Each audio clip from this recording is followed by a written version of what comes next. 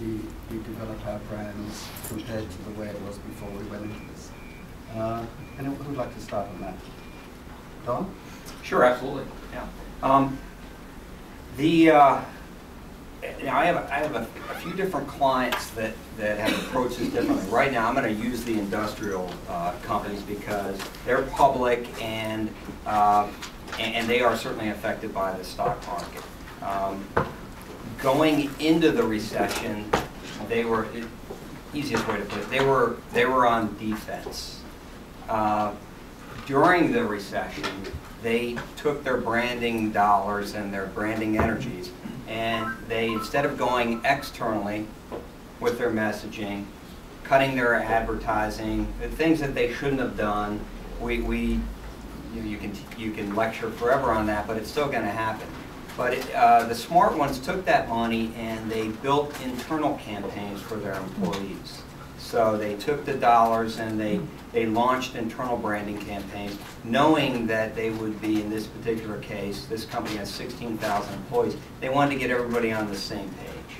They're closing facilities, they're doing layoffs, so this is a good time for them to internally brand, to figure out exactly who we are, and then shift that message so that we're on offense coming out of this. So we are now extremely busy. Everybody knows the recession is going to end, and these companies are now gearing up to really hit hard. I haven't had one client who hasn't said to me, "Listen, we need to amp things up. The looks, the tone." So that's what our clients are doing right now. Ellen, Capital One, you must be right in the eye of this storm. Absolutely. From two different perspectives. You know, there's just kind of the consumer and how consumers are acting and spending money right now. So there's definitely been a shift in terms of, you know, it's all about practicality. People are not spending money. They're spending money in very different ways than they were in the past, if they are spending it. So it's really about kind of finding a different message out there that resonates more with consumers, and it is much more around practicality than it is about kind of, you know, get this, get that. That was, I think, a little bit of what was going on in the earlier, a few years ago. And then there's the additional thing of, you know, people just hate banks right now. People are just so cynical. With a lot of good reason, I might add, and some not good reason.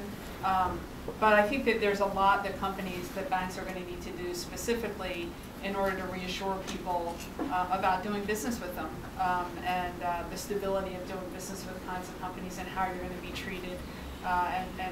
There's a major legislation going into effect just in a couple weeks from now that will have incredible impacts on banks and positive impacts for consumers. And there's a lot of communication going on around that. I just think that the playing field has shifted. The consumer messages need to be different. We need to be better advocates of customers and customers' dollars, and people want to see that. They want to believe that they can trust financial services companies, and they don't. And so we have a big challenge ahead of us. Tom, speak for the top end. From our perspective, what is really going to change for us is a shift in our approach. We always have a mix of brand as well as promotional opportunities and respond to the marketplace accordingly. What will happen as we emerge from the recession is our shift will be more towards back to brand, because we truly believe that our value is in our brands. So we will look less towards discounting and more towards adding value to our overall offering, which has been our approach. We learned after 9/11 that if you begin to commoditize yourself in the lodging area, it's a long haul to pull yourself out of that, literally years and years. And from my telecommunications experience as well, you learn that commoditization is not easy to emerge from. So we'll more be about a shift in the mix of our messaging because we believe that anything we do promotionally is on brand for us. It's not like we would take a heavy-handed discounting or a big sale message. It's strictly within our brand identity and brand voice that we shift between our promotional as well as brand messages.